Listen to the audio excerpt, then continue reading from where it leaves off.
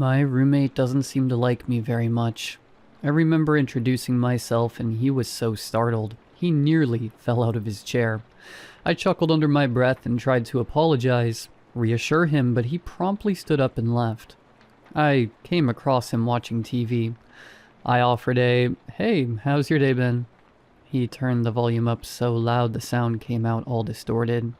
I only tried to interact a few more times after that. He ignored me completely. This one time I tapped him on the shoulder, just trying to get past, and he practically jumped out of his skin. He ran off to his room and slammed the door shut. The sound of something heavy being dragged over the floorboards rumbled through the house. His housekeeping skills don't make up for this either. He's the worst, to be honest. He rarely cleans after himself. His dishes are always piled in the sink. There's dust everywhere, and he's plastered over the windows with old newspapers. I don't know why. He's even taken all the mirrors down as well. There's not even a single piece of shiny cutlery to chance a reflection off of. Everything is plastic. I tried to peel some of the newspaper off a window once, and he screamed at me until I stopped and backed away. He retreated to his room for a while. I noticed the paper had been replaced an hour or so later. I've kept mostly to myself since then. Of course, I still bump into him, but he doesn't stay in the same room for long. I thought I'd try to be helpful and announce where I was and where I was going, to avoid another startled incident, but this seemed to make things worse. He started whispering things, never loud enough to make out, but it had a similar rhythm to them each time, so I stopped. I'm relieved that he doesn't come anywhere near my room. He barely acknowledges that too, my sanctuary after dealing with his oddness for most of the day, because he is here all day. Or used to be. I was up in my room and there was a loud bang on the front door. It burst open, followed by the sound of multiple footsteps. I stayed in my room not really knowing what to do or expect. A soft, muffled voice came floating up the stairs. A woman's as best as I could tell. A few more words were exchanged and then another bang. I could hear my roommate sobbing. It got louder before fading again, and I realized he was being taken away. He was being taken somewhere. I ran to the window at the front of the house, tore off the newspaper, and saw him being carried into an ambulance. A few neighbors looked on with hands over their mouths, or heads hung low. I didn't know we had neighbors. His last act before being bundled into the back was pointing back at the house. At me. Directly at me. One of the medics turned to look. It must have been windy as they shook off a chill and returned their attention back to my roommate. No one came back for me. They left me. For the first time since I can remember, I was alone. That was 3 days ago now. I wondered when he would return. I didn't really like him, but he was a constant in the house and now he's gone. It feels rather empty. I never ever stepped foot into his room before, and I'm not proud, but I didn't know what else to do. So I went snooping. The door was wide open. The floorboards had worn out grooves leading from the doorway to his dresser.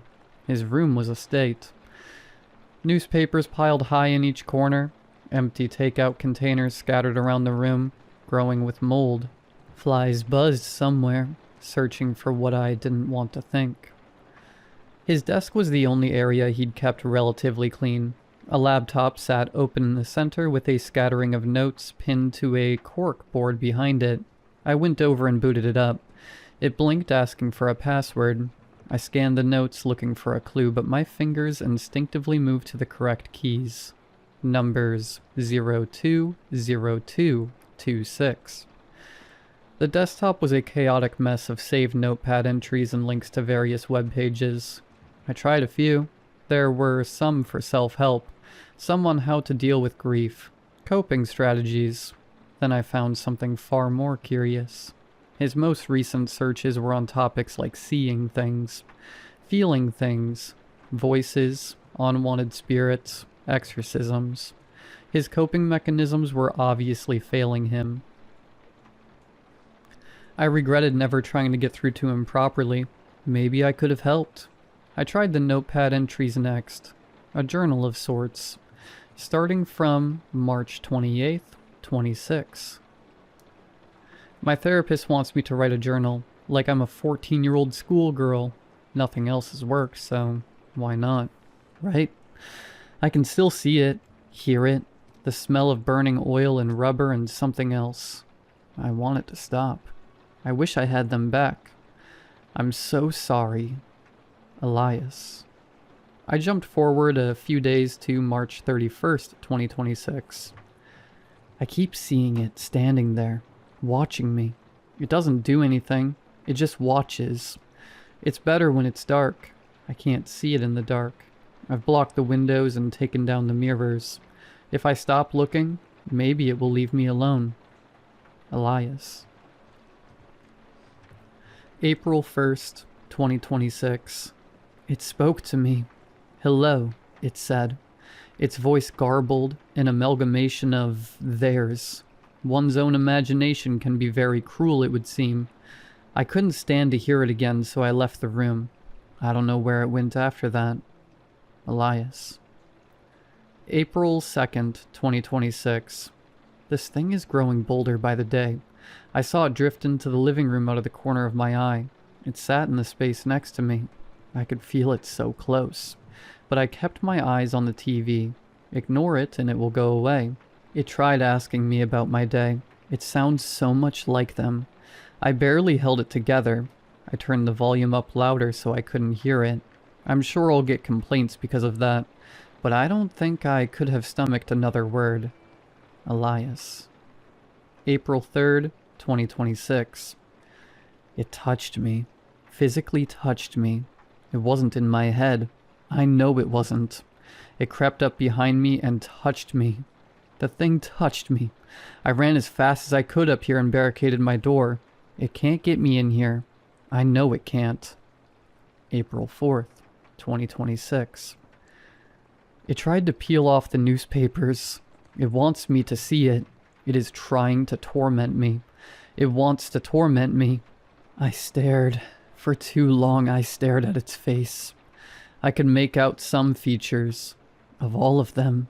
Her nose. Her wide, innocent eyes. My sweet boy. I'm so sorry I've made you into this thing. I need to make it dark again. April 5th, 2026. Ignoring it seems to be working. I haven't seen much of it lately, and when I do, I immediately leave and it leaves me alone. It doesn't follow. It doesn't talk to me. I think it's working. It's finally working. I'll be okay. I'm going to be okay. April 6th, 2026. No, no, no, no. It's telling me where it is in the house. Why? Why would it do that?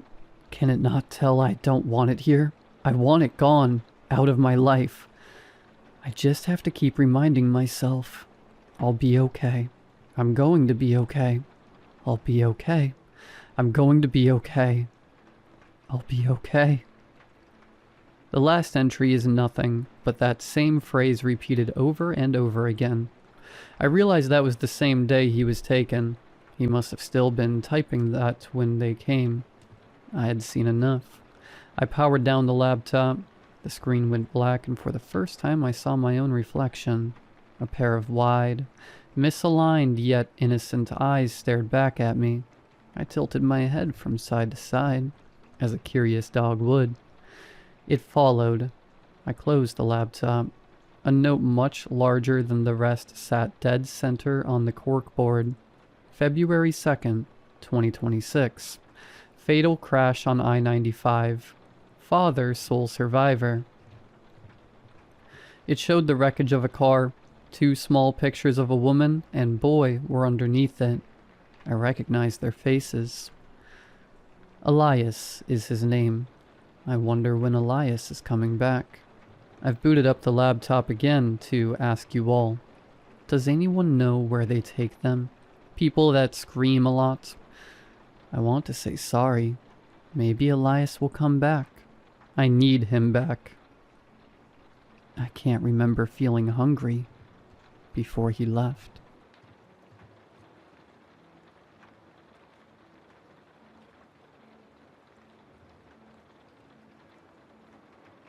Hey guys. So, as the title says, me and my boss found an alien, and we really don't know what to do about it, especially considering what happened recently. Looking for advice or whatever.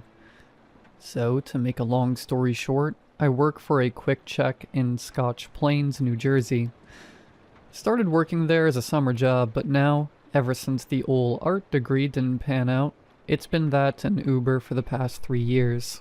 My parents are sick of me, but what can you do? I'm in the store around 5 in the morning. No one's been in there for I'd say 30 minutes.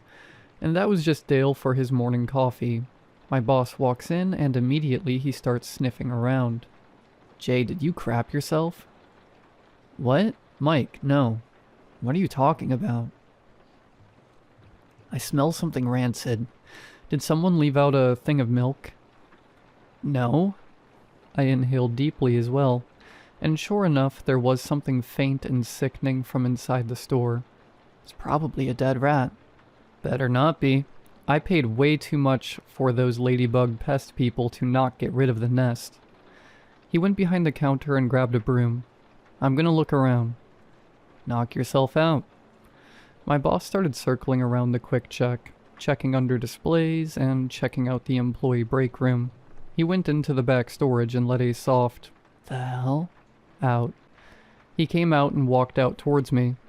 Whose weird stuffed animal is that in there? He asked. Stuffed animal? I repeated. Might be Kevin's. Yeah, but it smells like rot, man.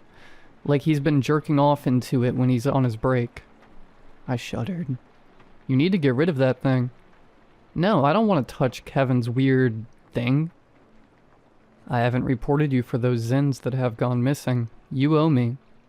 I groaned as I grabbed a trash bag from under the counter and trudged to the back of the store. When I entered, though, he wasn't there. Where did you see it, Mike? It's on the table. No, it's not. What? Do I have 2 Kevins? He walked towards me. It's literally right. He pointed at the table and he fell into a hushed silence. It was there.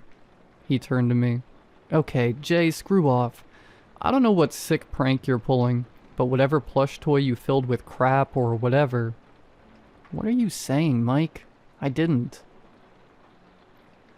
We were both cut off by a loud gurgle. We looked up above our heads and attached to the ceiling was the creature. It had 2 bulbous and wrinkly sacs on each side of its head, a beak, and had nothing I could note as eyes. Its torso, if you could call it that, was excreting some kind of viscous slime onto the ceiling, allowing it to cling, assisted by 5 spider leg-like tentacles. Mike, is that the stuffed animal? We looked at each other incredulously, and bolted out of the storage room, closing the door on the way out and pushing against it with our backs. We breathed heavily, the smell becoming even stronger. Jay, I swear to God, if this is some kind of prank, you're not only going to be fired, but my foot is going to be shoved so far up your... Mike, I promise you, I have 0 clue what that thing is. We stared at each other for a moment, as Mike slowly backed away from the door and I cracked the door slightly to look at what we were dealing with. Is it still there? Yep, still chilling on the ceiling. It started to make soft cooing noises as it descended slowly. It was aware of my presence, I think, as it guided 2 tentacles onto the lunch table to steady itself before coming down. When it did, the sacs on its head inflated, allowing it to pull together all 5 tentacles into one firm mass, as it wiggled and gyrated on the table, leaving a firm layer of mucus. It then guided itself off the table and went into the back of the storage area. I cracked the door further and started to step inside to approach the table. It wrote something. What do you mean it wrote something? Mike hissed. I approached further and saw a drawing of an oval, with 2 triangles on the bottom, 2 dots, and a bird-like shape in the center. It was then I noticed the garbage strewn across the room. It drew the Pringles guy. What do you mean it drew the Pringles guy? Mike said as he stormed irritatingly into the back room. He then gazed thoughtfully at the table. It drew the Pringles guy. It drew the Pringles guy. The creature happily cooed. Well, what do we do, Mike? We give the thing what it wants. Mike marched out into the store, grabbed a can of Pringles, and rolled it carefully towards the creature. The creature burbled and grabbed the can with one tentacle. It stood the can upright, then, reinflating the sacks to float, and using 2 tentacles to pry the lid in half, used the remaining 3 tentacles to scoop the chips into its beak, which separated into 4 pieces, allowing for a cavernous mouth to form. When it was done, the creature clicked its beak with seeming happiness, and rolled the can back over to us. Son of a... I said softly. Quick, get him another, Mike said eagerly. I did, and again, the creature repeated the same process. We grabbed salt and vinegar, sour cream and onion, barbecue. The thing sucked literally every crumb out. After the 7th can, it cooed as it approached Mike and I, reaching out a tentacle. I think it wants to be friends with us, I said, mesmerized. Yeah, grab its hand, Jay. I ain't grabbing that tentacle. You grab it. No, man, I'm your boss. You want OT or what? I groaned and reached my hand out for the creature to touch. When it did, it was as though time itself slowed down. I could feel every muscle of the creature's body, every muscle in my own body. It felt as though we shared a mind.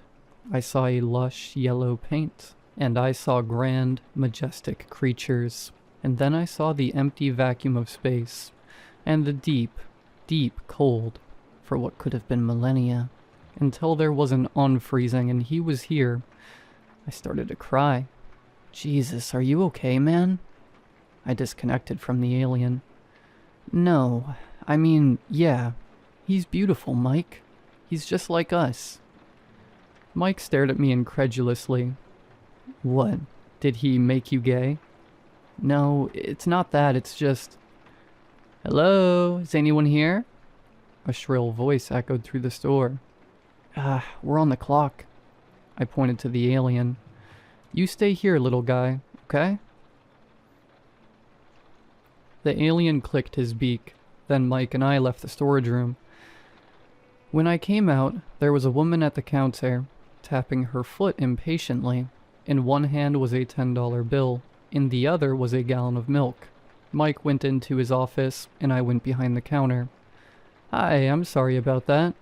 I went to grab the money out of her hand when I noticed the viscous goo that coated it from when I touched the alien. The woman looked disgusted. I get y'all can do that now, but like, at work? No, nothing like that, trust me. I chuckled as I wiped the goo on the side of my jeans, making the scene look slightly more suspect.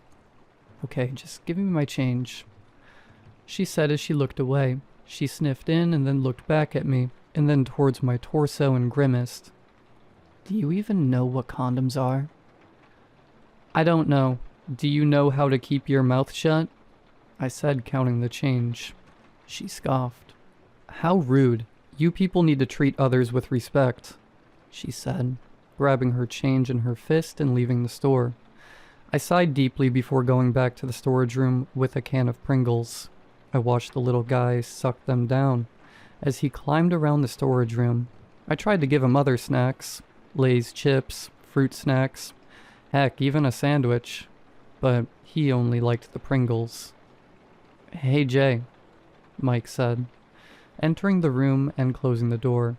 So I get that thing is an alien, but like, what do we do with it? He squatted down to look at him. This feels like an FBI kind of situation. Yeah, but like, he's intelligent, and he's good. Like, I don't think the government will treat him well. He might get tortured. Yeah, but Jay, it's an alien. He looked to me. It could have any number of diseases, or it could tell its homeworld that we're a good planet, or like, No, Benjamin would never. Benjamin? Yes. Like a vape? 'Cause he sucks on the Pringles and he can draw. Mike stared at me. Listen, Benjamin could be evil, dude. We don't know. I looked at the little guy, his little face sacs rumbling, when I heard the front door slam. Excuse me? I said, leaving the back to go to the front. There again was the lady holding the opened container of milk.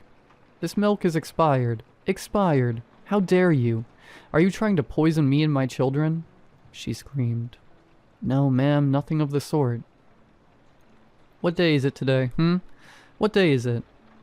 The 17th? Yes, and what does it say on this milk? She pushed the milk towards my face, her other manicured hand tapping her nail against the date. May the 16th. Oh, so we can read. I need to speak to a manager, or else I'll be speaking to corporate, and... What is that? She pointed down at the ground. I turned to see Benjamin. Oh, that... Funny story. Oh my god, ew. That thing is disgusting, she screeched. Benjamin's head sacs vibrated uncomfortably. You people have vermin in this store? No, so actually... I'm calling the cops right now. You're disgusting. I'm going to get this place shut down. Benjamin let loose a high-pitched screech and sprinted over to the woman. It latched itself onto her, climbing up her leg, then to her torso. Get it off, get it off. She closed her mouth once its tentacles got her to her face. The alien then took its two tentacles onto the woman's lips and forcefully separated them, her jaw becoming limp. I watched on in horror. The other three tentacles reached deep into the woman's throat, making it bulge and writhe as her organs were pulled out of her torso. First her lungs, then her heart, then some intestine. Sucked up like it was spaghetti into the bottomless mouth the beak revealed. The woman spasmed, her body being rooted around for any morsel of nutrition, before going limp and falling to the ground. The alien, its beak covered in blood and viscera, released her, her body more or less just a pile of misplaced bones and hollow skin. I fell back as Benjamin grabbed another can of Pringles and went into the back storage area. Hey, I heard a commotion, Mike said. Everything all... What the... He cried, looking at the woman's body. We stared at each other. Hey, listen, Mike. I didn't know that was gonna happen. Get the mop. What? Look, Jay, I'm not going back to prison. You see this? He lifted up his pant leg to show an ankle monitor. This is the only reason I'm able to see my kids. Get the mop. Mike, please, dude, a woman died. And you think the cops are gonna believe an alien did it?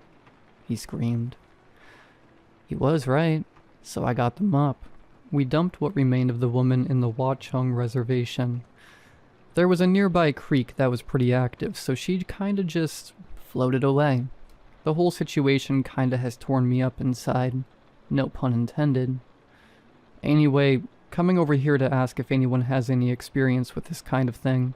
And maybe I could get some help from someone who believes all of this. I don't know. Good to get it out, though. Peace.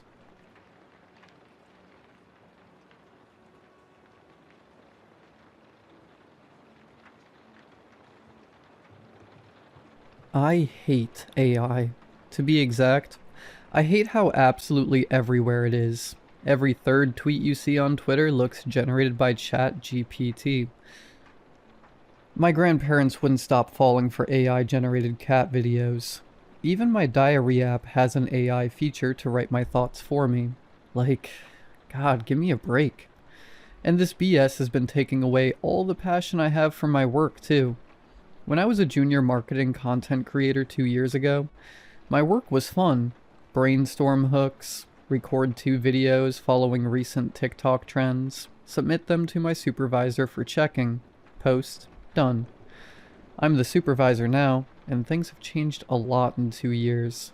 The higher-ups expect tripled output now that we don't have to manually record videos anymore, and can just generate them. So now there are 6 junior content creators, each creating 6 video ads in a day. And who has to sit through all of them, flagging each AI-generated error and suggesting edits?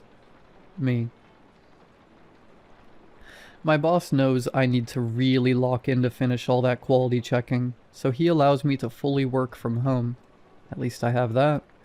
Tonight, I flagged one too many AI errors, and really felt like screaming at something. That was when my phone dinged. It was Stephanie's mom. She texted, "Hi Bella, have you seen Stephanie lately? She hasn't visited for months now. Would be good to hear from you." Stephanie, my best friend since high school. I didn't realize how much I missed her. I'd been too busy to really talk to her since my promotion 4 months ago. She was the biggest AI hater I know aside from myself. She could talk about how bad AI was for our brain and environment for hours and hours. Maybe it would be good to crash out a bit and vent to her. I opened my phone and texted her, "Stephanie, I'm so burned out." Not even 5 seconds later, I deleted that message. It would have been unfair for me to yap to her now, not after 4 months of being MIA. I didn't even know what she was doing anymore. I pulled up Instagram, logged in. I'd also been off this app since my promotion, and looked her profile up.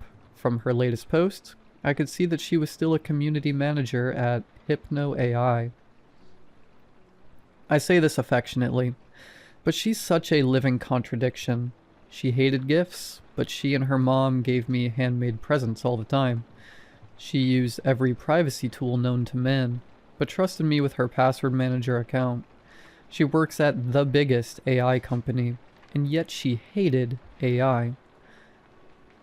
The last time we talked, she even said she'd tell me some rotten stuff about her company one day. Dang. I looked at the notification pop-up.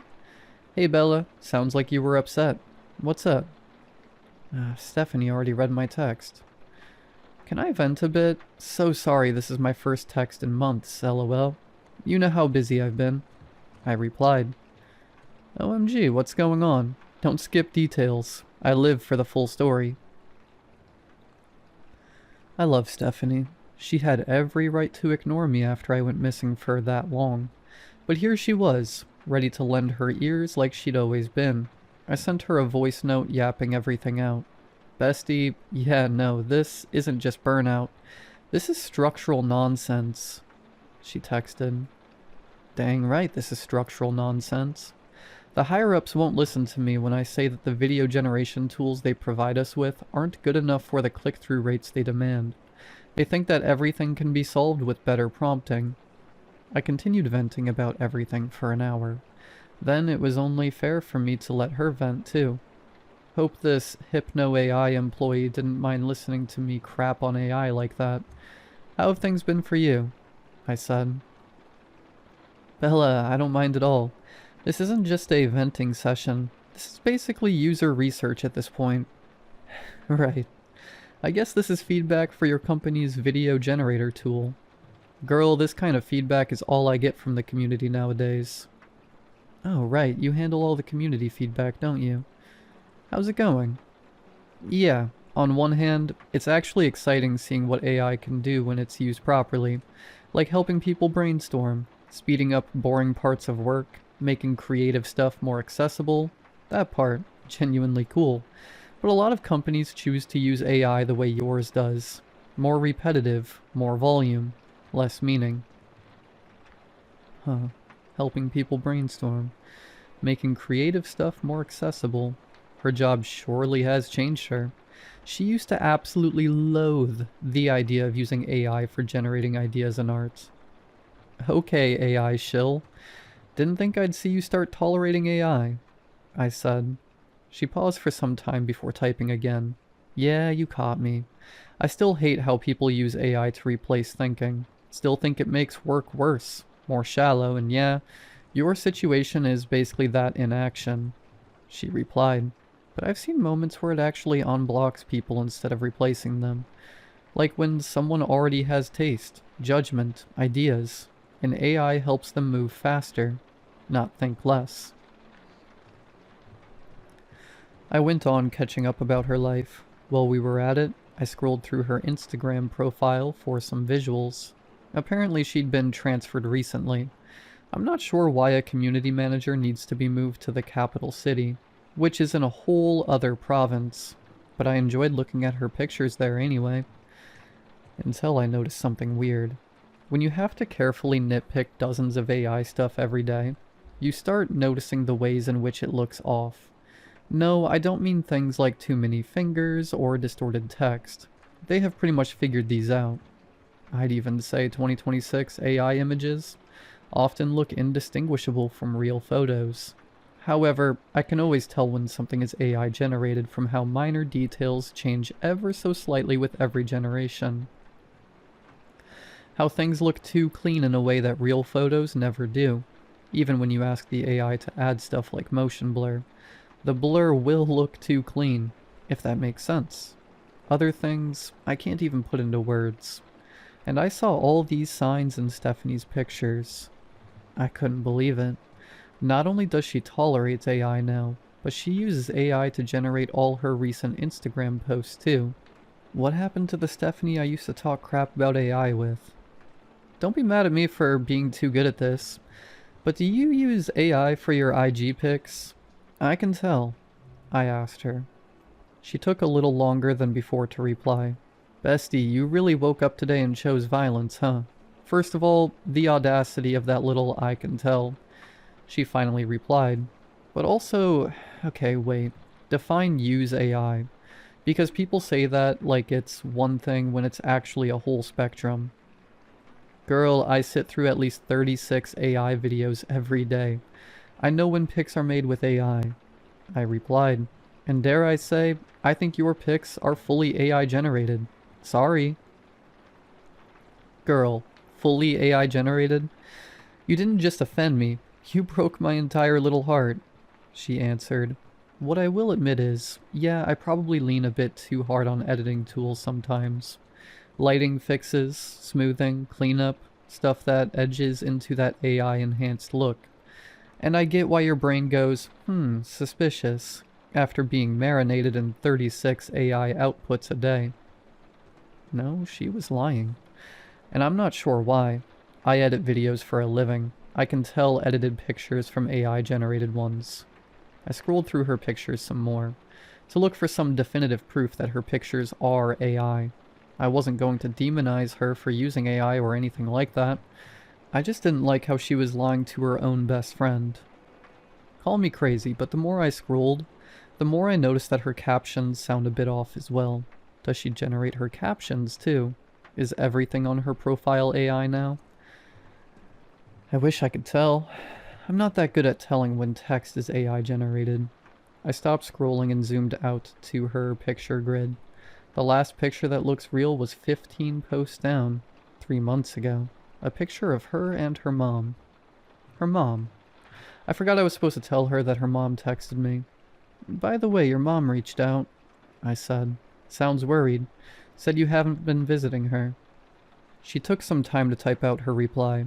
Okay, first of all, why is my mom doing side quests and contacting my friends now? Like, ma'am, she said.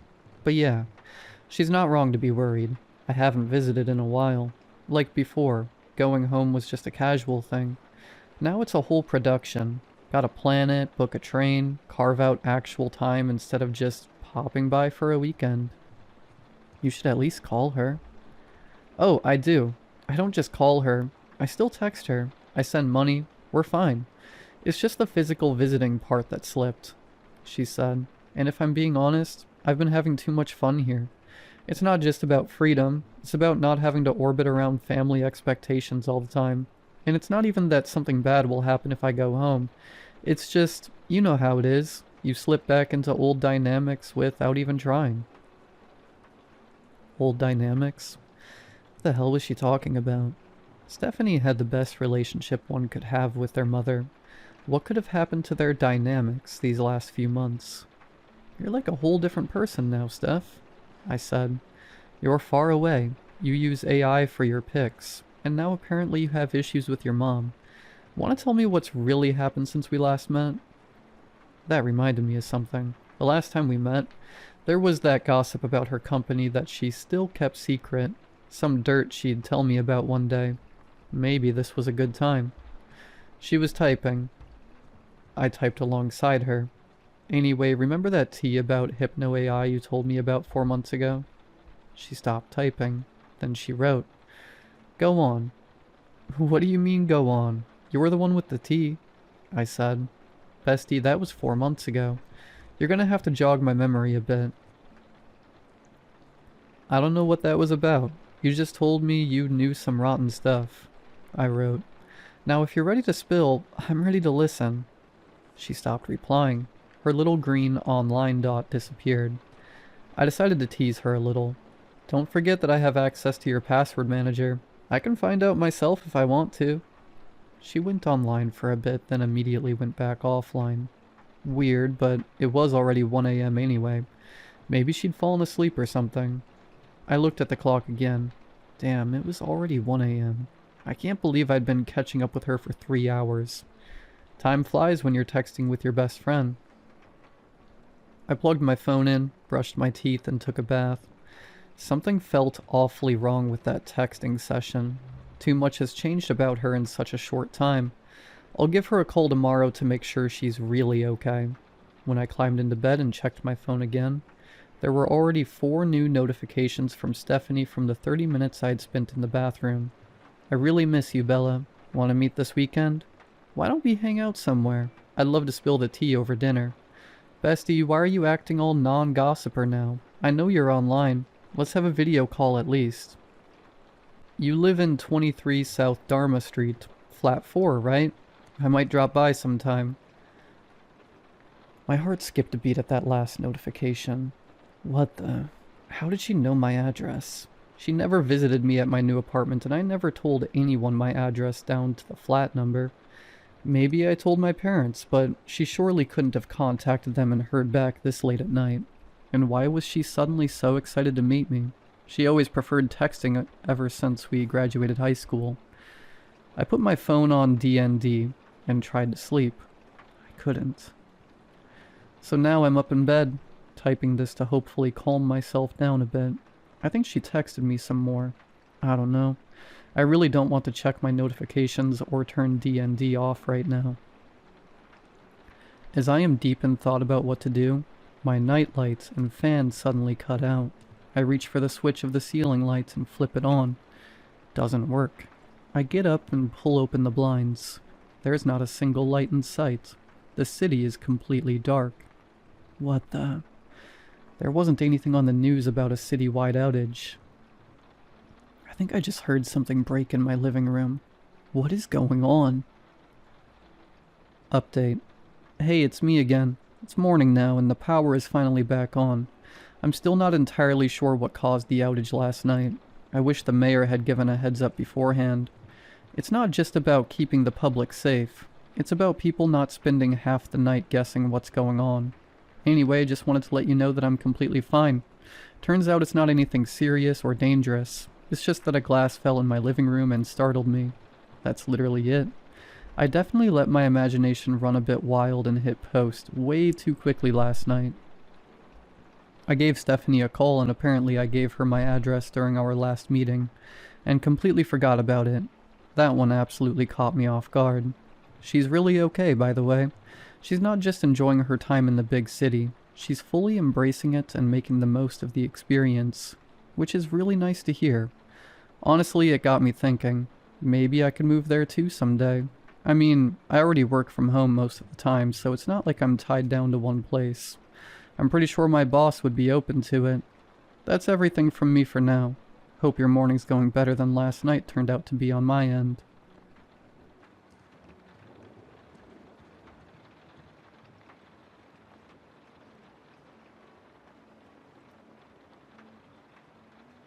I remember that night. It was a little chilly indoors. Snow was falling outside. You'd have thought with the amount of money that hospitals bring in, they could at least afford a quality heating system. There was a strange scent, not unlike the scent of underbathed patients. But this was different. You ever stood in a cadaver theater? You know, the kind where the body is out to display the various hidden viscera. Strange place. If the world decided to hide away the macabre beneath a layer of flesh, I'd be all the happier with keeping it there. Though the creeping mystery of what lies beneath always got to me. Guess you could say that it was that night. The one I discovered what really happens to bodies. A patient came in, obtunded, no signs of breathing. Pulse was weak and thready. An obvious emergency. Within the next few minutes, they became the star of the show. Resuscitation efforts lasted an hour. You could see the draining hope on the faces of my coworkers as the realization of this man's death was sealed before he was brought in. The doctor ordered one last round of epinephrine, and with the final pulse check, he said his verdict. Time of death, 02:47. The few nurses looked at each other with knowing. Charge quickly whisked away from the room like a well-oiled machine. The various staff cleaned and prepared the body. No signs of identification. Invasive efforts left in place, disconnecting the various monitors, pumps, and shutting off the Zoll. Despite his tragic demise, our staff was taught to handle bodies with care. Humanity was something that never left a patient, even after death. The warmth drains from their body, skin pales, muscles relax, brain slows to a halt. Nothing in this person would suggest life, and yet he never cooled, never paled. 10 minutes had passed. I chose to remain with the patient. This late at night was usually the time that newcomers would ebb out. Couldn't have a complaint if you're asleep, right? Well, this patient would be the last of the night. I looked to the primary nurse. She had decided to take lead on preparing post-mortem care. She was diligent in her work. I was only able to follow so briefly behind her. See, I wasn't much for that stuff. I enjoyed the fast-paced, express care. Nose swab, drop a pipe, give fluids, and send home. The simple stuff. I was good at it. But when it came to complex issues, ethical matters, I would fall so far behind. The room was just 3 of us. She broached the idea. He hasn't cooled off yet. Can you grab a temperature? I obliged, scoffing at the notion. Sure enough, though, he was running hot. Puzzled, she called in the doctor. He had already spent the last half hour contacting family and writing his notes on the patient. He entered the room, half disgusted, half tired from the long shift. We approached him with the news and his eyes widened. He left the room in a hurry. Safe to say that the whole situation kept us puzzled. What was happening with this patient? What did the doctor know? Before I could finish any meaningful theory, he came back to the room with an ultrasound cart. He stared daggers into the primary nurse and I. Expose the patient. I need to see something. We pulled away the patient's gown. I started with exasperation. What are you on about? The provider didn't acknowledge me. He was too invested with the patient. As he sprayed the jelly along the patient's chest, a subtle cracking arose from him, like his skin was cracking from the jelly. He then applied the probe to the patient, refusing to touch the body with anything but the probe. What he found beneath was a shimmering, pulsating mass. Nondescript. Only so much an ultrasound can see. The primary nurse looked on in terror. What is that? The provider removed the probe and spoke in a hushed tone.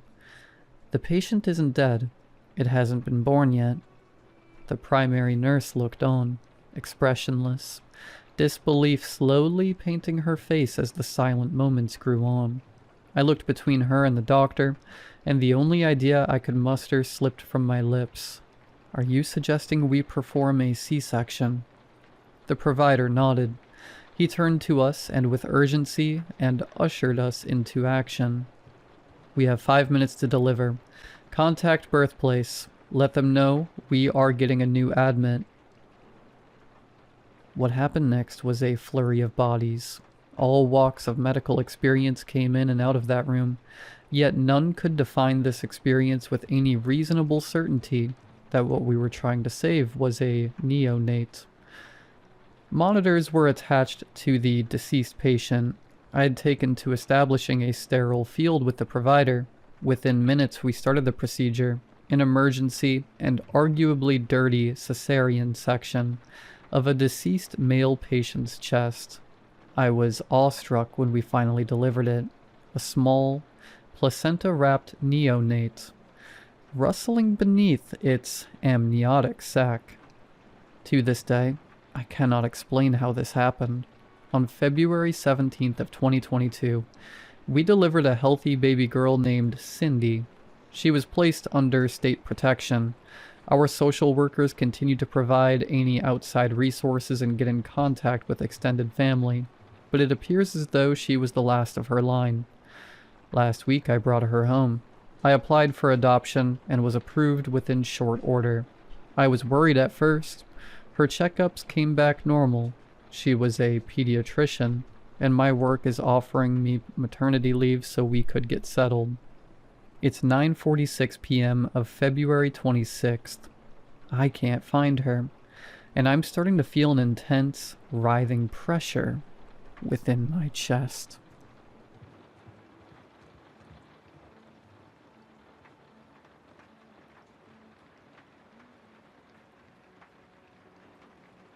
Before I get into this, I want to say two things up front. First, my wife is alive. As I'm typing this in the spare bedroom of our duplex, Sarah is downstairs at the kitchen table pouring herself a coffee, and she's humming, and that's the part that scares me the most. Second, if you share a digital calendar with anyone in your life, your spouse, your roommate, a coworker, anyone, I need you to put your phone down for a second after you read this and check it. I'll explain why. I'm not going to use last names. I'm not going to give you the city we live in. I had a long argument with myself about whether I should even post this, and I decided to, because if there's anyone else this is happening to, you need to know what to look for and what not to do. Okay, let me back up. Sarah and I have been married for 7 years. We met at her sister's wedding. I do operations for a regional freight company. She does paralegal work for an immigration firm.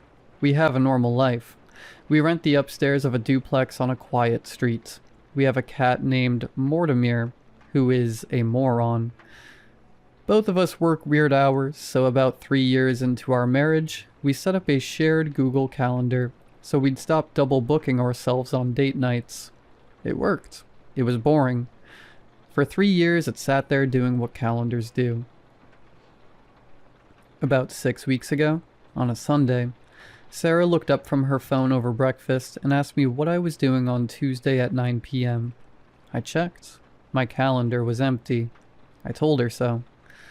She turned her phone toward me. There was a single event booked off in dark blue. The name of the event was just one letter, M. It was scheduled for 9 to 9:45 p.m., and there was a small loop icon next to it indicating it was set to repeat every week. I told her I hadn't put it there.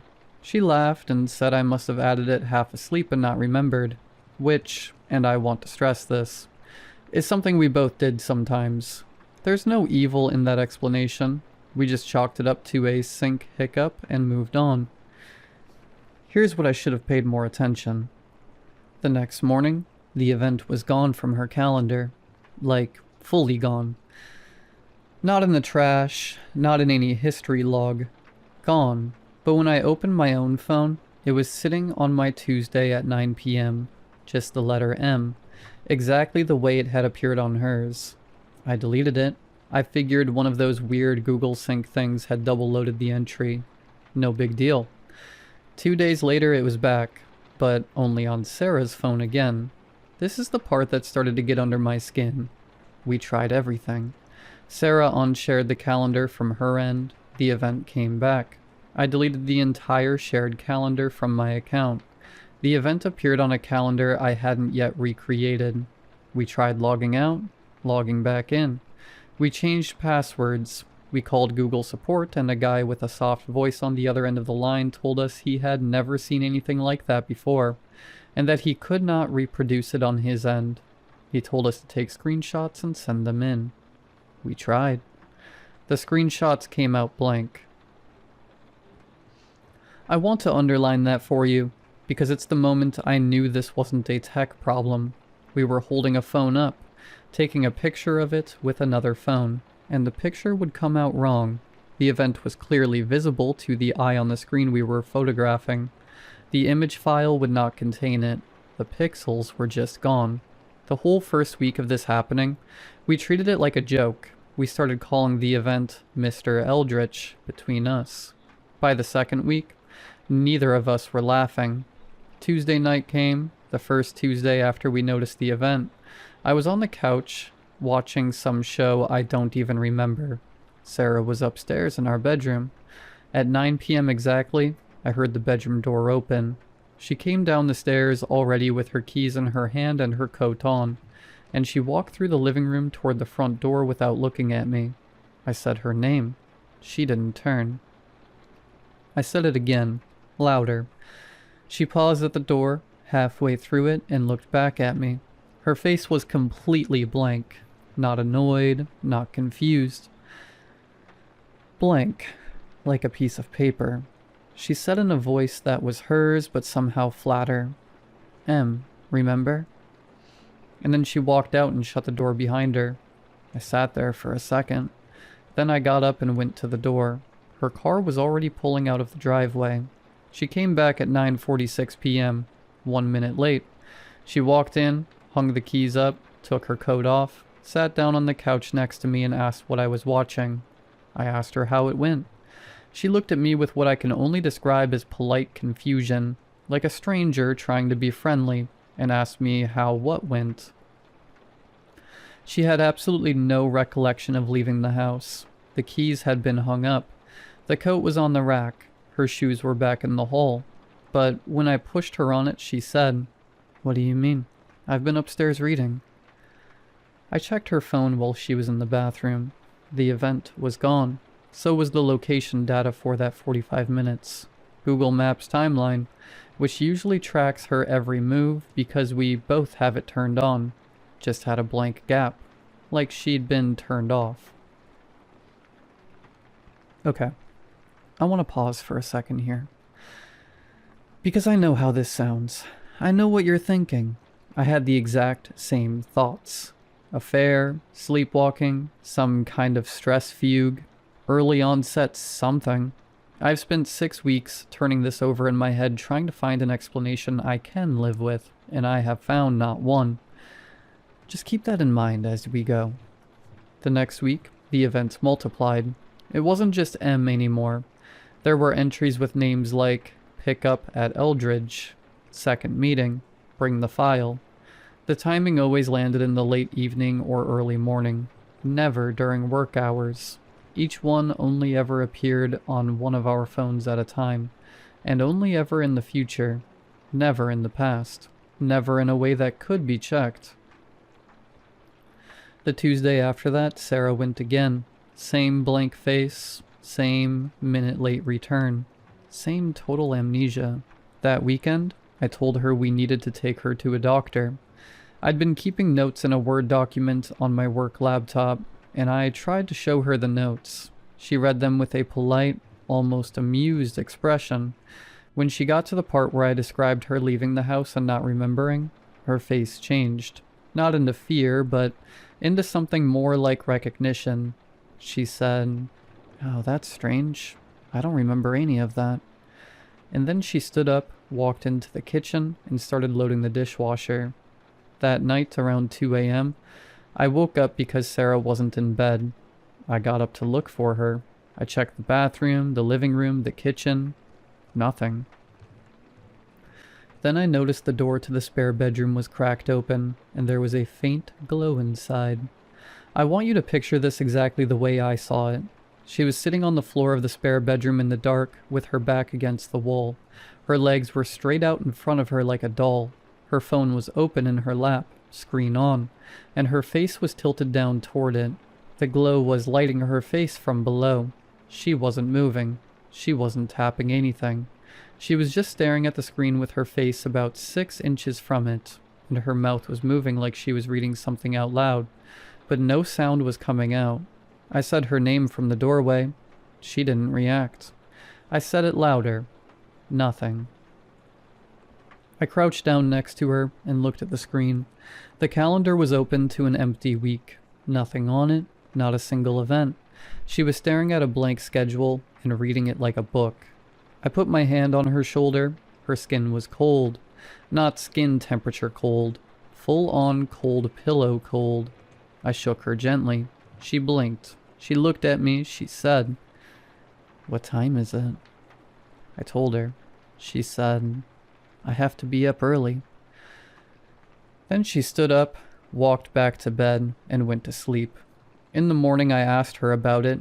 Of course she didn't remember. That was the moment I decided to follow her on a Tuesday. But before I could, and this is what tipped everything into something I couldn't pretend was normal anymore.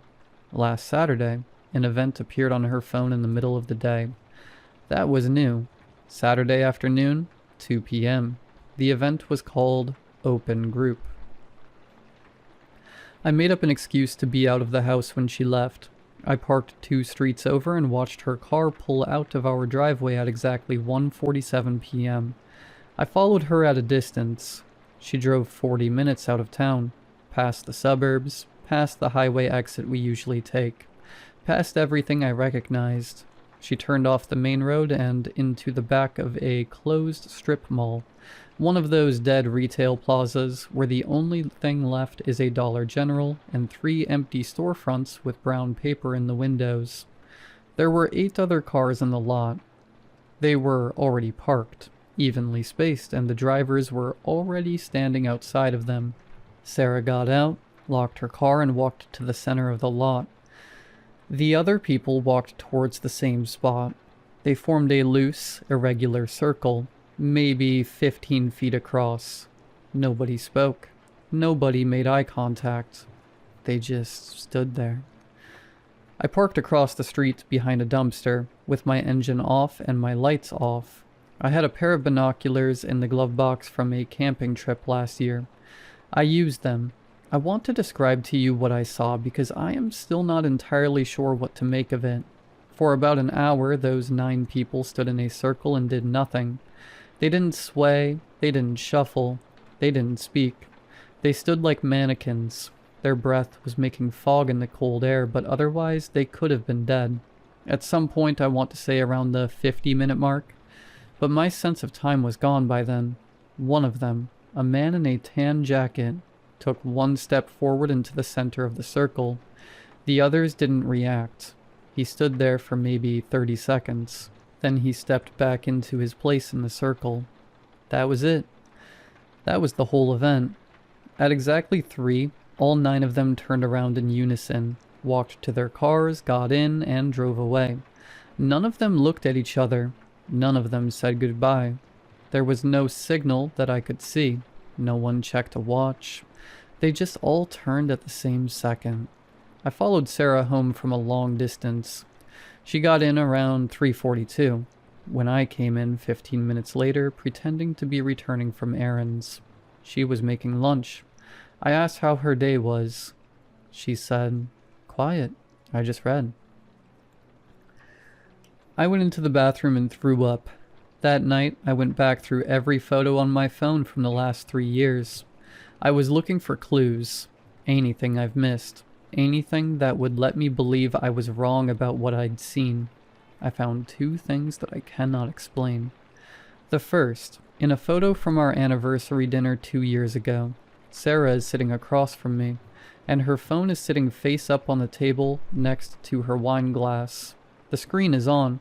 There's a notification banner at the top. It's a calendar reminder. I zoomed in until the image went grainy. The event title is on 1 letter. And although I cannot be 100% sure, I am 95% sure it's M. 2 years ago. This has been happening for at least 2 years. The second thing is what made me stop sleeping. I went all the way back. Photos from before we got married, photos from when we were dating. There's one picture taken at a brewery on what I remember as our 5th date, where Sarah is laughing at something off camera. In the background, sitting alone at the bar, there's a man. He's wearing a tan jacket. I have looked at that photo 100 times over 7 years.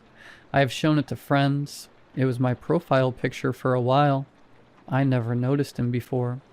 He is looking directly at the camera. He is not laughing. He is not drinking. He is not doing anything except looking at the lens with a flat, patient expression. It's the same man I saw in the parking lot last Saturday. The one who took the step. He was at our brewery on date 5. I don't know how long this has been going on. I don't know if Sarah was scheduled before I met her.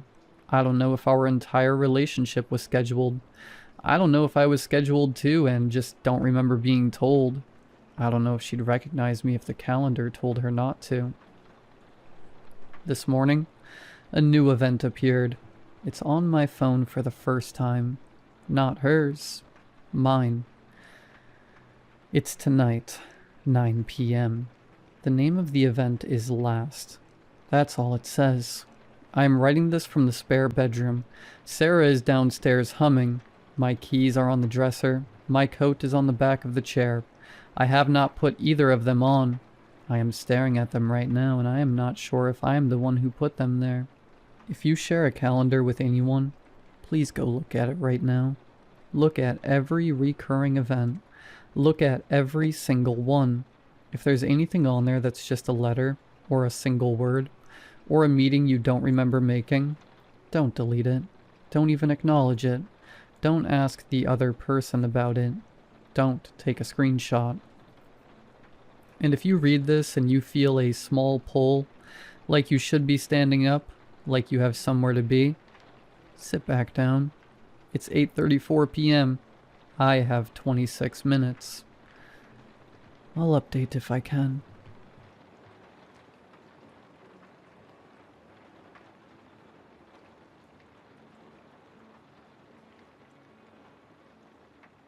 After pulling myself together, I turned the lever of the bathroom faucet and began washing my dirty, shaking hands. The blood on them had long since dried, leaving a coat of ugly brown that clashed with the creases of my palms. I washed my shaking hands for what felt like an hour, scrubbing them with soap and a face towel until they became sore and irritated.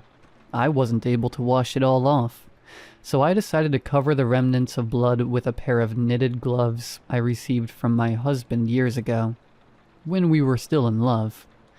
In a rush to get out of my apartment, I messily threw on a hat, my yellow winter coat, and some sweatpants. The outfit was hardly cute, but at that moment, I wanted to get out of my apartment more than anything. Besides, it was 2 a.m., and I didn't expect to run into many people on my short trip across the streets. In a nervous rush, I stumbled out of my second-floor apartment, went down the stairs, and exited out into the cold, dark street that was riddled with dead leaves.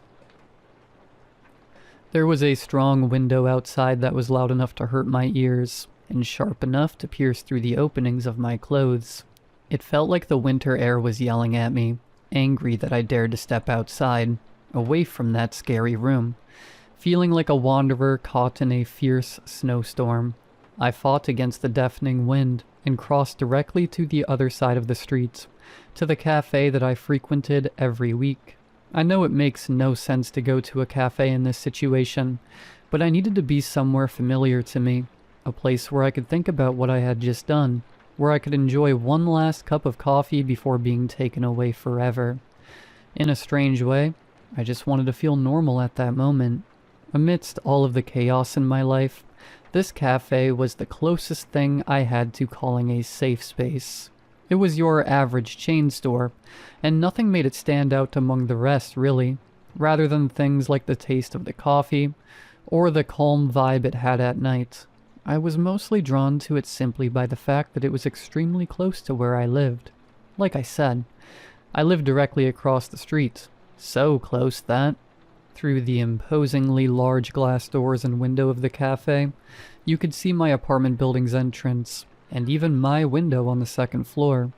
Just as I felt that the wind couldn't get any louder or more violent, I had reached the glass double doors of the cafe. I pushed the heavy doors open with both of my hands and went inside. After closing the doors behind me, my surroundings immediately were completely changed into a warm, calm atmosphere.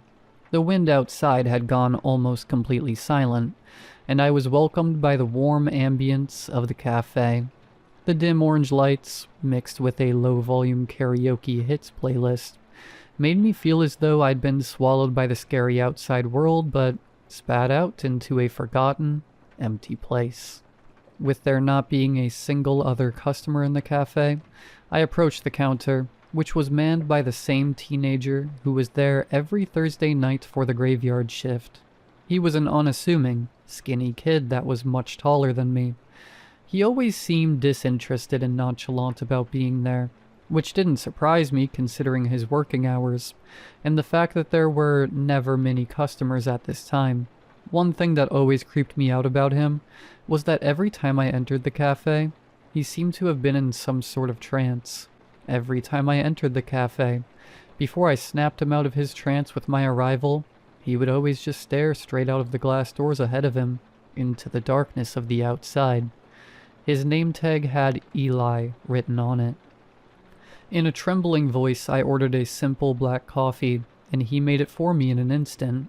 I took my drink, said thank you in the most normal and least apprehensive voice I could muster. I went up to the second floor, which was also completely empty. My usual seat was always on the second floor, at the very back corner facing the window.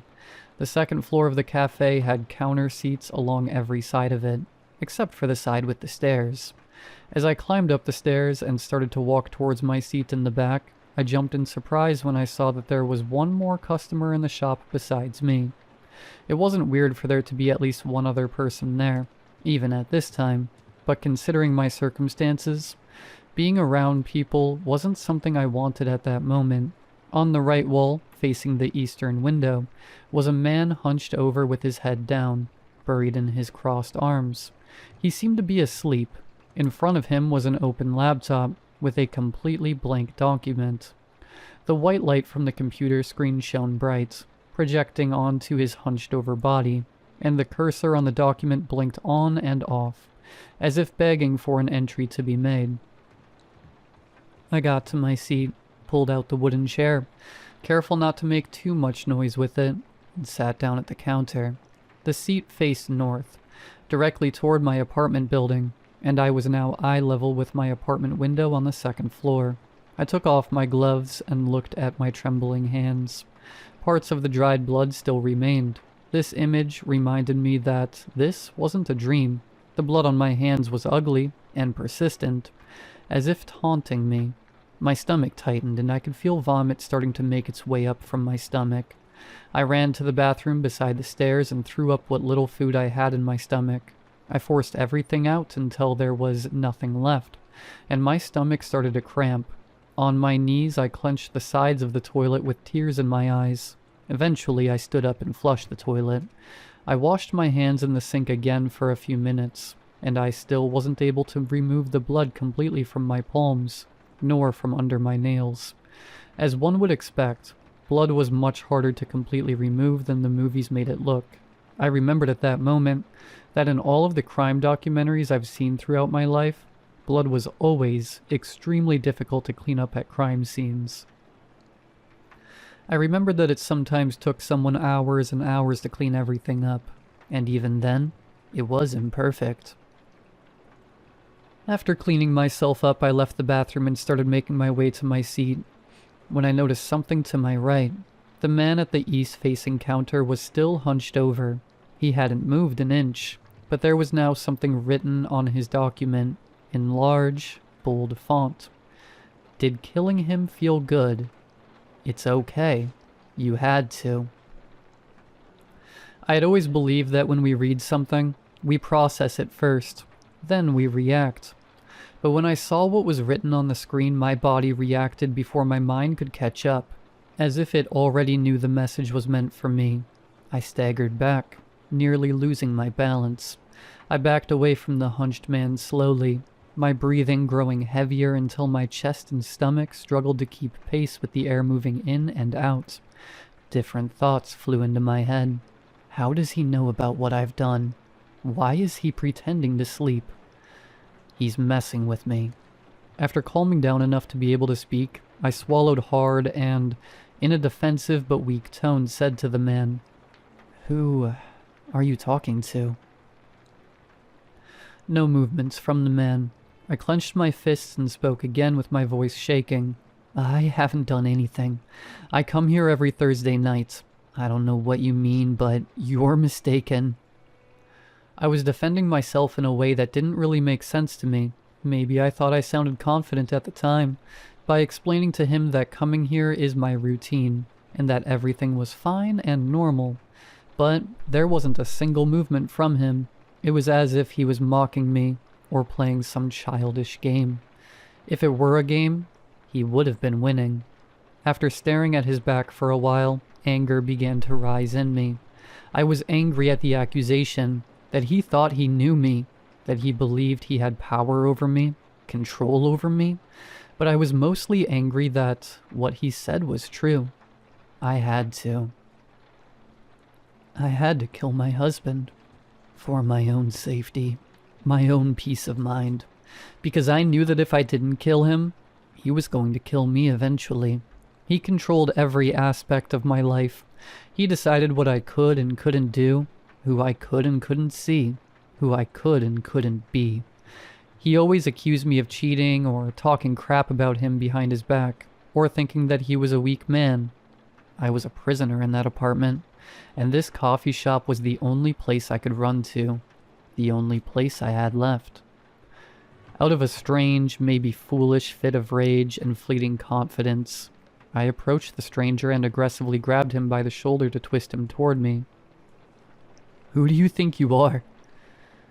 But something wasn't right. The man was dead. His face had no color in it. His eyes were empty, and his lips were completely dry and cracked. His neck had marks on them, as if he was strangled by some tool. It looked like he had been dead for hours. I removed my hand from him and fell backwards onto the floor with tears beginning to well up in my eyes. The man's heavy body fell over onto the floor in front of me, making me reel back to the other side of the room until my back was against the wall. How could he have written that message? Why did he know that about me? With so much death around me for a night, or even a lifetime, I unsteadily rose up from the floor and ran as fast as I could up to the stairs. I needed to get out of there. My apartment, the cafe, neither were safe spaces anymore. I ran down the stairs, almost tripping the entire way. I ran straight for the glass doors of the cafe, and as I put my hands on the door, I heard a voice from behind me. "We're the same, you know." I slowly turned my head around to see Eli behind the counter, with the same uninterested, boring face he always had. No, this time his eyes were lit up slightly more than usual, with a strange excitement about them. "What?" I said. "You and I, we're the same." Eli repeated, this time with a tone that came across as trying to be friendly. He continued, "I know why you did it. Sometimes it all just becomes too much, and you feel you have no other choice. But it gets easier. Actually, it kind of gets fun.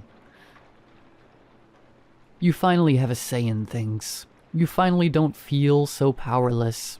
Then you realize you can do it to anyone. Like that guy upstairs, for instance. He wasn't a bad person or anything like that. But I did it because I could." I was choking in fear, and my throat had a sharp pain. I slowly opened my mouth. "Eli, what have you done?" "It's okay. He had it coming. It was something you had to do. He was a piece of crap, and you looked so unhappy all the time. I could see it from here, day after day, week after week. I was wondering when you were going to take control and do something about your situation.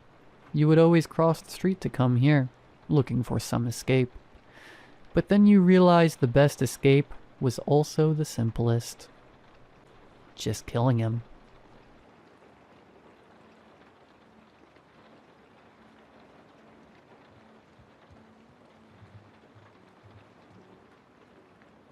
I had never done the school run before. Work took up practically all of my time from Monday to Friday, but in the last week of the summer holidays, my wife's mother passed away. She had gone down south to support her father and help with the funeral arrangements, which left me to hold the fort. As much as I miss her, it's been nice to spend so much one-on-one time with Hilda. She is the spitting image of her mother, and her likeness doesn't stop there. She has the same sharp wit and an emotional intelligence way beyond her 6 years. I suppose with me, always being at work and Hilda being an only child, it makes a lot of sense. They spend a lot of time together, especially over the holidays. Hilda was happy to give me directions as I drove her to school. I do know the way, of course, but I enjoyed playing along with the idea that I didn't. So, first day of year 2, I teased. She turned and frowned at me. I could tell exactly what face she was pulling without taking my eyes off the road. What? I laughed. It's year 3, actually, she said matter-of-factly. No way. When did you get old? She just smiled and turned to look out the window. Daddy? Whenever she had anything to say, Hilda always had to say my name first, then wait for my response. I told her many times that she could just start talking, and I would know that she was talking to me, but it didn't seem to ever sink in. It was cute, if not a little frustrating sometimes. Yes? Was it dangerous when you went to school? That caught me off guard. Dangerous? Yeah, because of the dinosaurs. She erupted into laughter at her own joke. The sound of it was so infectious. Very funny, I chuckled. Are you looking forward to your first day back? Yeah. Kids. Brilliant at carrying conversations. What are you looking forward to the most? She didn't answer right away. I could almost hear the cogs ticking. Playing with my friends. Oh, and my new teacher is Mrs. Gibson. Layla says she's the best. Layla is Hilda's cousin. On my wife's side. She's in the year above. Won't you miss your old teacher? No. She responded so quickly that she must have felt strongly about it. She was the worst teacher. I felt a sudden pang of guilt. My own daughter had suffered a year with the worst teacher and I'd had no idea. How was she the worst? I prodded. She was always cross. She didn't like fun. She told me off when I cried. Oh, that's not very nice. On the last day of school, I played a trick on her. Hilda giggled to herself and shot me a mischievous smile. That's my girl, I thought. It was Charlie's idea, she continued. We were in the art hut, and she went into the cupboard where the pens and paper are, and I locked the door. I laughed. I remember doing something similar back in my school days. That way, Hilda shouted, leaning forward in her seat, pointing down the road that led to her school. I had seen it coming a mile off, but had chosen to pretend that I didn't. Hilda was looking very pleased with herself. I parked as close as I could to the school gates, which was not close at all. My wife had complained about the school drop-off before, but it was even worse than I'd imagined. I walked Hilda down the pavement and to the school gate. I gave her a big hug and kissed her on the forehead. Have a great day. I will, she chirped, then ran off to join a line of other kids about her size. I watched her for a while, finding her friends, talking about whatever little kids talk about, always smiling. My attention turned to the teachers. They all looked stressed. They weren't even pretending to be happy about being back at work. Hilda glanced over at me. I gave her a wave and made my way back down the pavement. A group of moms filled the pavement ahead. 2 pushchairs causing a barricade. They seemed engrossed in serious conversation. Or serious gossip. I couldn't tell which at a distance. As I got closer, I overheard little snippets of information. Mrs. Baker didn't show up to teach the year twos. She's not answering her phone or anything. I heard she wasn't at the teacher training day either. A friend of mine is her neighbor, and she says she hasn't seen her all summer. I stopped in my tracks. A wave of dread rushed over me. Mrs. Baker, the year two teacher, Hilda's teacher last year. I turned back towards the school and marched up to the gates on wobbly legs. The children had all gone inside. I walked up to reception and tried to calm my breathing. Hi, I'm Hilda's dad. She left her coat in the art hut before the summer holidays. My wife asked me to get it back. I just about managed to get the words out. Yes, of course, the chirpy receptionist replied. It's just around the left side of the building. It's not been opened yet, so here's the key. Just drop it back when you're done. You can leave it open. She smiled a bright, over-friendly smile and returned to her work. It's a coincidence, I kept telling myself as I walked around the left side of the building. The art hut was one of those temporary classrooms. Almost like a static caravan, but more basic. The walls were a rough texture, painted navy blue, and it had a flat, felt roof. My stomach was in knots as I approached the door. The keys jingled in my unsteady hand. I pushed the door open and stepped inside. Dust motes swirled in the sunlight, casting long rectangles across the room. My eyes swept about the place, then focused on the desk. A handbag sat upon its surface. Hilda's words echoed through my mind. I played a trick on her. I locked the door. My heart raced as I looked to what I assumed was the storage cupboard. I walked slowly towards it, my feet barely leaving the floor, my mind expecting the worst and trying to reassure me at the same time. I tried the door. Locked. Please, no, I whispered to myself. I turned the latch. The door swung open by itself. The sound came first. The wet thwack against the carpet, then the smell. I leapt back, gagging, covering my face with my hands as my breakfast sprayed out from between my fingers. As much as I didn't want to look, I couldn't look away. She was curled in a ball, holding her knees to her chest. I guess she had been leaning against the door. Her skin was brown and leathery, wrapped tightly around her bones. Her white summer dress was stained with large, wet blotches of yellow and brown. She was dead because of my poor, sweet, innocent Hilda. A childish joke with severe consequences. I sobbed uncontrollably as I burst back outside. What would I say? What would it do to Hilda if she ever found out? If I tell the truth, everyone will know. If I lie, if I just so happen to discover the body while looking for Hilda's coat, then what? It wouldn't take long for questions to be asked. Who locked the cupboard? I don't know what to do. I don't know what to do. I don't know what to do.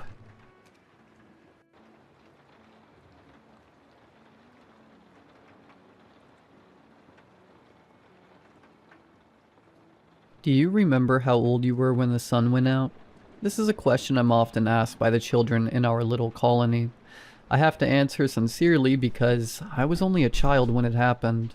12 years, if I'm correct. The scientists were screaming into the void while our brilliant, fearless leaders were busy conducting wars for profit and stroking their egos. This went on for months until sometime during the middle of the day. Things just went unexpectedly dark, like turning off a great light switch. I was thankfully inside my home when this happened, but those who were out and about, enjoying their summer afternoons, were quickly killed. The extreme change in temperatures delivered a cruel shock to the body. Billions dead. Out in this new, frozen frontier, which was now our reality. The sky above was starless, save for a red circle, the black hole in which our sun used to sit. Most scientists believe that the sun would extinguish itself quietly by expanding, and then burning out into a dwarf star. Others believe that maybe a supernova would wipe us all out in one fell swoop. A big bang. Just like how it was in the beginning. Instead, we were given the scientifically impossible third option. and now we're stuck here in the dark waiting for the black hole to swallow us. No names were given to the black hole's creation, but some have dubbed it the Darkening, or the Great Blackout. Governments tried and failed to contain the public outrage over the events. When people learned that the scientists weren't faking it or part of a hoax, they turned on the very people who fed them lies. Podcasters, celebrities, congressmen, and presidents were all treated alike. Rather than waste materials on them, they stripped them of their clothes and sent them to walk into the freezing dark until they couldn't anymore. Humanity tried for a brief moment to try and combat the black hole, but it was an almost scientific impossibility. In the wake of the events, tribes were established. Another thing that scientists weren't counting on was all of the leftovers here on Earth. When they hypothesized about the sun's extinction, many believed that all of humanity would be wiped out instantly. Yet, defying all odds, we still stand here alone at the edge of the universe.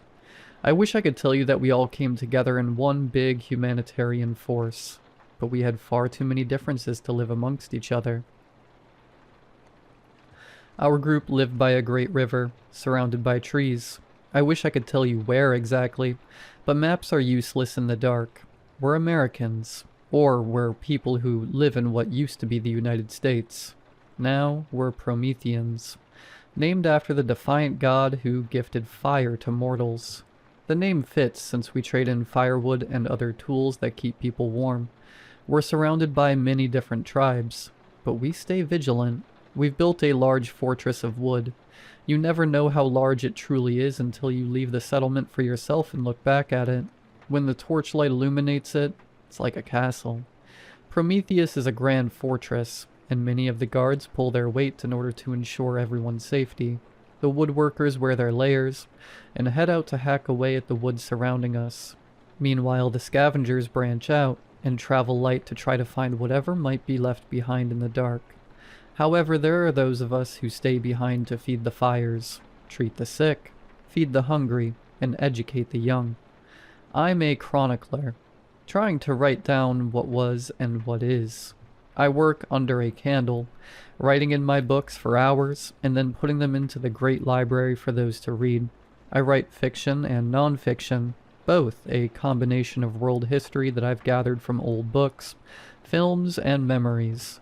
They're nothing more than imitations, but they're written thoroughly enough. I'm old now. I've not kept track, but my hair has gone gray, and wrinkles have appeared on my face. The average day involves me waking up, going to the communal kitchen, grabbing breakfast, going to my study, and writing in my journals until my hand begins to seize and cramp. Yet these past few weeks have been marked by the strangest and most terrifying moments I've experienced since the sun winked out of our lives. It began with a raid. There were 3 loud bangs from across the river, and out into the sky we saw these massive flares burning bright. The younger ones were in awe of it. They'd never seen anything burn so brightly in their lives. Below the glow, the guards spotted dozens of armed men and women storming the fort. Some had guns, most had arrows. The alarm bell was rung. It was the first time in years it had been rung, and this time it was an all-hands-on-deck situation. I was fortified along with the elderly and the children, deemed too weak to fight. I scoffed at it. I still had fight in me, but I didn't speak against the word of the council. From within the locked doors we heard shouts, screams, and for many of the young children, their virgin ears heard the sudden, foreign loudness of gunfire. It went on for hours, but we finally heard the sound of a knock from the outside. 5 sharp knocks were the signal that all was clear. I opened the door to see Henry, a scar cut from the top lip all the way up to his temple. He slurred his speech due to the injury, but he was lucid. "Battle's over. We won. 17 of us are dead." We emerged and saw that some managed to get in. One of them somehow managed to ram the front gate down. The torchlight, as well as the great fire in the center of Prometheus, showed us the flickers of the aftermath. Bodies bloodied, mangled, and our ordinary little community was thrown into disarray. The council members, the ones that were left, were judging the prisoners of war. One by one, they were stripped of their layers and sent out into the dark, their teeth chattering, their bodies seizing up from the cold, and all of them were weary, slender, and tired. In another life, we would have taken them in and broken bread, yet they spilled blood, and we responded in kind. Cruelty begets cruelty.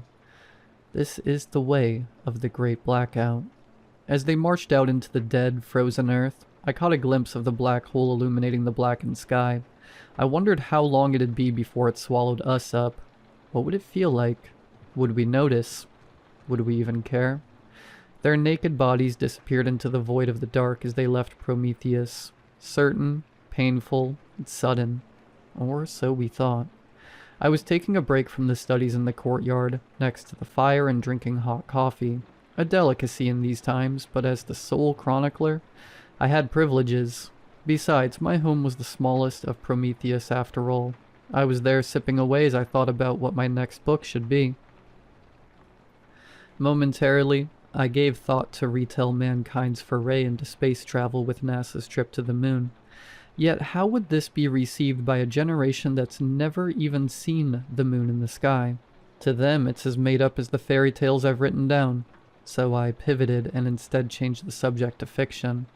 In my years as a scribe, I've written down the works of Tolkien, Howard, Sanderson, and Lewis, but there was something that always recurred to my mind, a story called The Buried Giant. But when I read it as a boy, most of Ishiguro's work flew past my mind. However, long after reading it, it kept returning to my mind. I sipped at the coffee and grunted in agreement to myself. I decided that it would be my next story to retell. I just hoped I could remember it all. As I was returning to my study, my arm was caught by Reginald, a guard of great height and member of the council. I greeted him, but when he didn't greet me back, I knew something terrible had happened. I questioned him. "What is this about, Reginald?" "Reggie, please, but I need your help." "With what?" "We need you to write down something that our men and women have seen beyond the gates over the past few days." I did not disagree or fight back. It was my job to take down history and such. I followed Reginald to the barracks, which were lit with torches, their orange glow illuminating the room with dancing flames. Before me I saw the troop. Their expressions were hollow and haunted. Guards, woodsmen, and scavengers alike were all distinctly void of humanity. Reginald patted my back and cleared his throat to get the attention of the men and women. He gestured to me and said, "The chronicler will see you now." Reginald set up a table and 2 chairs opposite each other.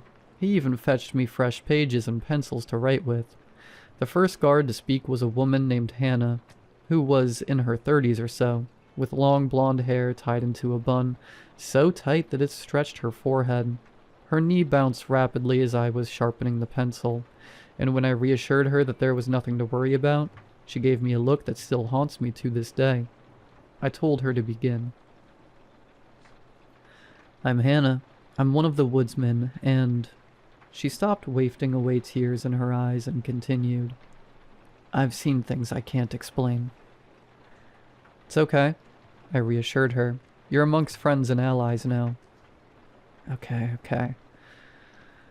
I was holding the lamplight to make sure that we were striking true against this tree we'd found. A large oak. It was easy to cut into it. I knocked my fist against it and it was hollow, easy cut, and perfect for burning. I told Alec to start cutting by hacking away at it with an axe. The 2-handed saw would come later. That's when I heard something behind me. Something was running in the woods, in the dark.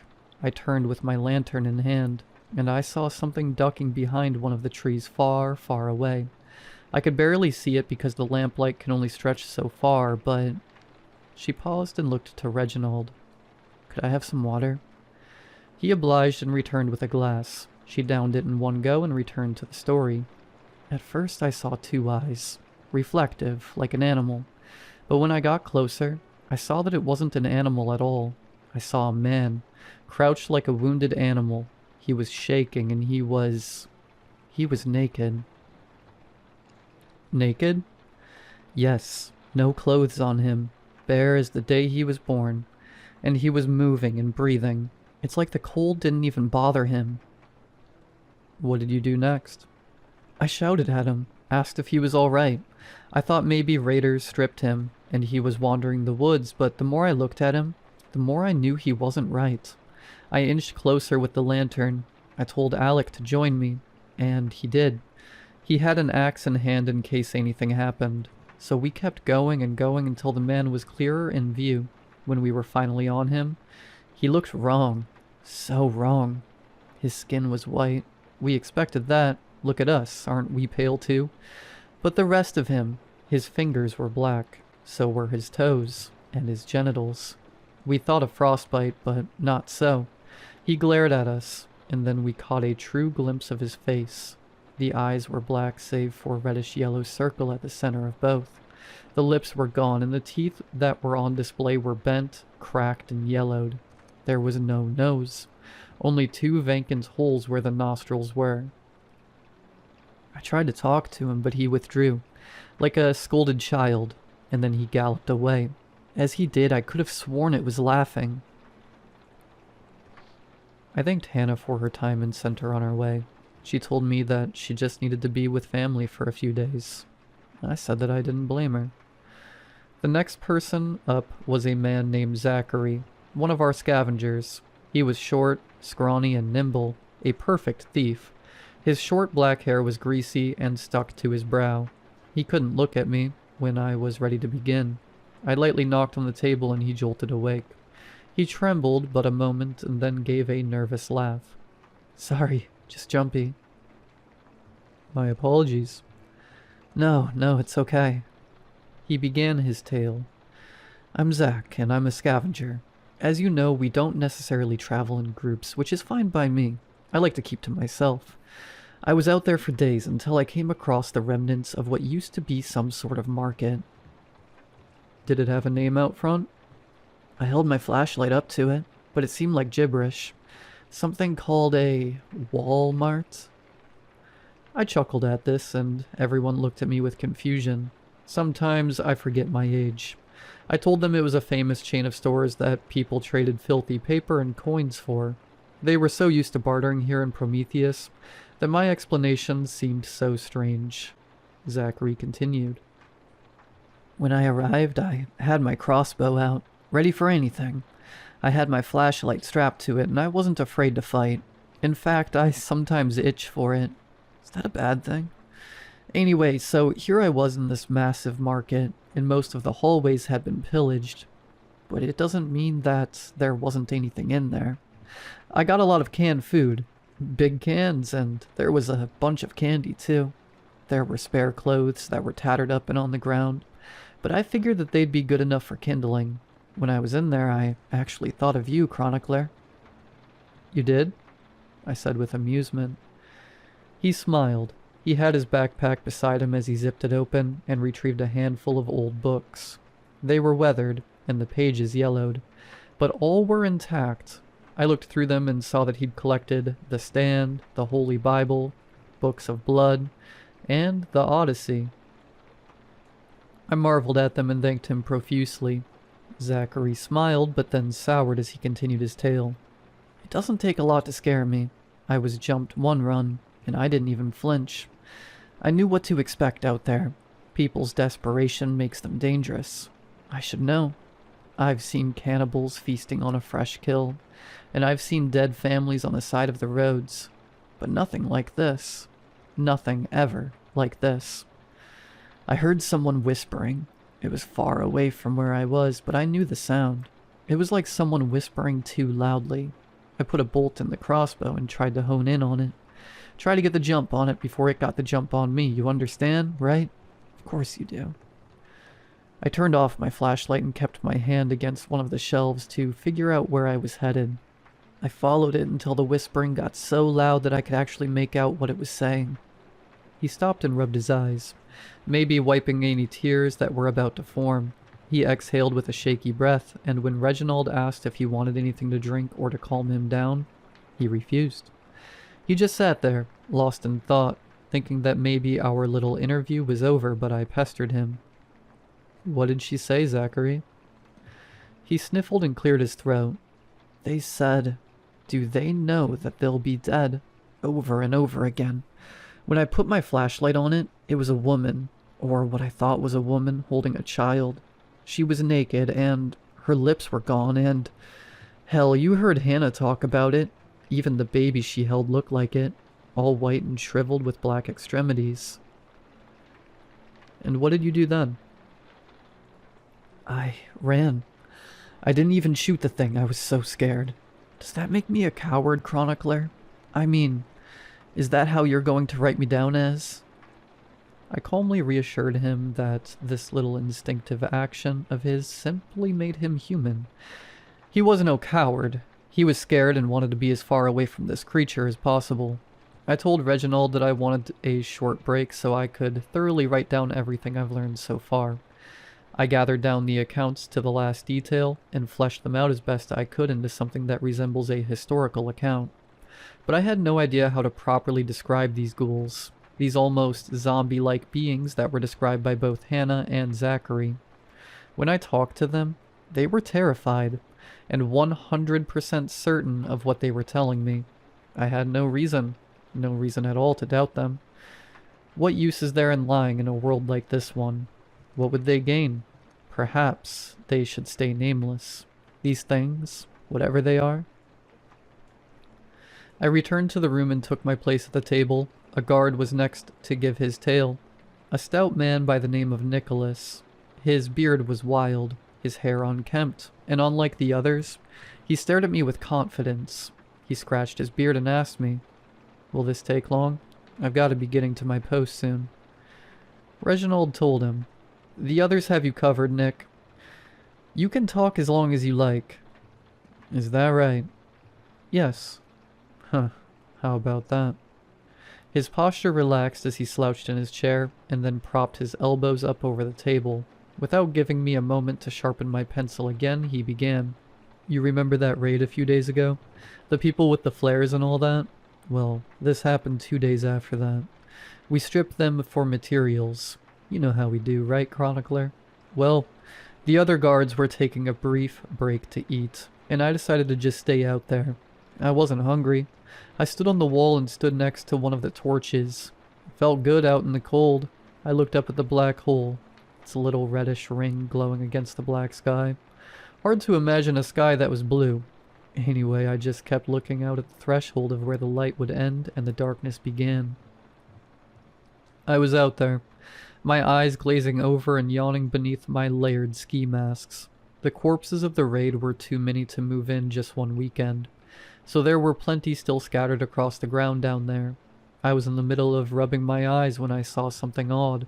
All of the bodies were gone, and standing at the threshold of light, as you might expect, he gestured towards Hannah and Zachary behind him, was one of those things. White, naked, blackened fingers, feet, dick, and balls. It came closer and its face came into the light. This one didn't have hair, just a crackly, bald scalp. The eyes, man, they freaked me out. I shouted down at it, aimed my bow instead of my rifle, but it didn't make sense shooting at someone who didn't have any armor on it. I gave him a warning and shouted it real loud, too. I was hoping that some of the folks inside would have heard me so that they'd rush out to their post. He stirred in his seat, irritable. His mask of confidence was slipping as I saw something deeply troubling him. He began to bite his fingernails. I saw his other hand and saw that they were nibbled down to nothing. He nervously chuckled and sighed with a trembling voice. He continued, "So I fired the arrow, and I don't want to boast, but I'm the best marksman in Prometheus. So when I tell you that when I saw him still standing after I fired, I thought that maybe something was wrong with me. Maybe a cold chill made me lose focus or something like that. So I drew the arrow back again and fired. This time I fired at something wider, his chest. Nothing. It kept walking, and I knew that I had shot it square in the chest. As it got closer, I noticed that my arrows were sticking out of the ground, right behind where he had been walking. I hit my mark. The quivers were sticking out of his right eye, and one of his nipples. The rest of the arrows were sticking out of his back, slick with blood, you know. He kept on until we were staring directly at each other. I shot him one more time, point blank. It just went through him. The black eye with the little red circle within it stared up at me with indifference, and it spoke to me one-on-one. What did it say? I asked him. It said to me in the calmest voice, "Will you be ready?" And then it took off back into the darkness, and I could hear it snickering as it went. Nick stood up and gave me a firm handshake. I thanked him for his account, but he didn't say a word back to me. He turned to Reginald and asked, "Can I go home now? I want to be with my wife." Reginald let him go. I was sitting there grappling with what I'd just heard. Their appearances, their cryptic speak, and now they seemed to be impervious to pain. What were they? Phantom, zombies, demons? I put such strangeness out of my mind, and I chalked it up to hallucination on Nick's part. He was tired and lingered behind on the gate while the others took their breaks. Yet, if he was hallucinating, how could he have come up with the same exact description as Hannah and Zachary? The day was long as I kept listening for multiple testimonies from multiple positions. All of them encountered similar, strange accounts of these creatures walking amongst them. Evidently, they all said something to them, all calm and hushed. These were the phrases that were spoken or overheard. "They don't know yet. Not ready, no, not ready. They seem scared." We concluded the interviews, and when the troop of troubled individuals left, Reginald pulled me aside and asked me, "What do you think of it, old-timer?" "I don't know." "What do you mean? Has nothing ever happened like this when the sun was still around?" "I hate to disappoint you, but I've never encountered anything like this.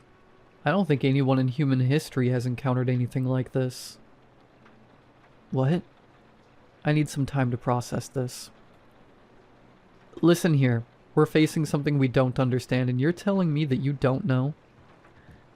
You think I'm the first to encounter something like this? Go to the library sometime, learn about Chernobyl, the atomic bomb, or Black Plague. You think we're unique for encountering something for the first time? Think again." I grabbed my things and returned to my study to compile them all together into a coherent turn of events. The chronology was all over the place, but their stories were all so vivid and rich in detail. I wrote for hours until my hand seized up on me. I turned in for the night. I was tired and my hand was in pain. My bed embraced me like the sweetest lover, and when I dreamed I saw these creatures. I could see their eyes, solid black with a red circle within, but as I looked closer, the eyes began to take a familiar shape. It was something we'd seen every day since the Great Blackout. In their eyes was the image of the black hole. A knock jostled me from sleep. I put on some more suitable clothing and went to answer it. At the door was Henry. His scar had healed, but his speech was still struggling. He grunted. "Reggie wants you. We found something." "I'll be right down." I headed down to the courtyard and wondered what time of day it would have been if the sun had still been around. Was it dawn, dusk, night? There's no telling anymore. There's simply being awake and being asleep. I was rubbing the crust from my eyes as I was descending into the courtyard. There were people going out and about doing their business, but there weren't many. I came to a building that housed most of the equipment, tools, and weapons for the folks of Prometheus. However, there were 2 guards stationed outside of it, and in front of them were Reginald and another member of the council named Emma. "Glad you're here, Chronicler," said Reginald.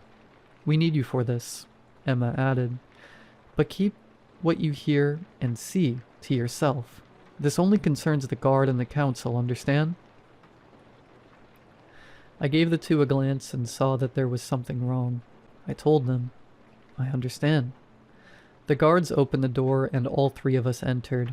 I heard the sound of meat getting stuck with deep, heavy thuds. I saw the scene before me. A large guard was shirtless and wailing into someone who was tied up in a chair. He was glistening with sweat and panting heavily. He'd been doing this for a while. "Take 5, George," Reginald said. He turned to me and said, "We found this one outside the gate. He was trying to pry it open with his bare hands." George took a rag and wiped his face, and then draped his clothes back over his body. He moved to reveal the thing in the chair. I looked at his hands and his feet. both black as coal. The bag was draped over his face. Reginald motioned for one of the guards in the room to remove the bag. His face was a horror. Not even the stories I'd heard could have prepared me for what I saw. The lipless maw gnashed silently at the air. The teeth clicked together. Reginald turned to me and said, "Write down everything." He approached the tied-up ghoul with a large knife. He pressed the tip against his forehead. It dug into the white flesh and a small trickle of blood flowed down his nose. The ghoul did not flinch. He did not cry. He didn't even wince. Reginald spoke to him in a stern voice. "Are you ready to talk yet? What are you? How many others are there?" Its eyes looked around the room with fascination, and then it spotted me writing in my notebook. Its eyes grew bigger, and it turned to face me. Reginald slapped him and said, "This ain't about him. This is about you and me." The thing turned to face him, complying with his rules, but his gaze never left me. "What are you?"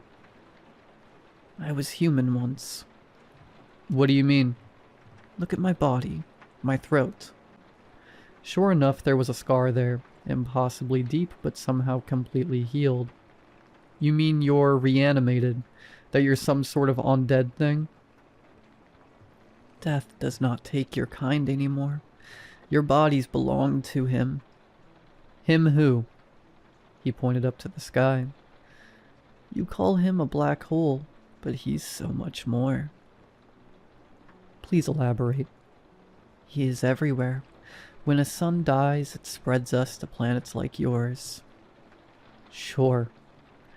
Reginald takes the knife and plunges it into his thigh. Blackened blood spurted from the wound and splattered onto the wooden floor. No reaction from the man. He kept speaking. "Before devouring a galaxy, you must first conquer it." "Shut up. Tell me how many of you there are." "How many have died on this planet in the days of the dead sun? For they shall inherit the living world before he decides to take it for himself. Are you getting every word, scribe?" My pencil stopped and my blood froze. I glanced up from my paper and looked the thing in the eyes. My dreams were correct.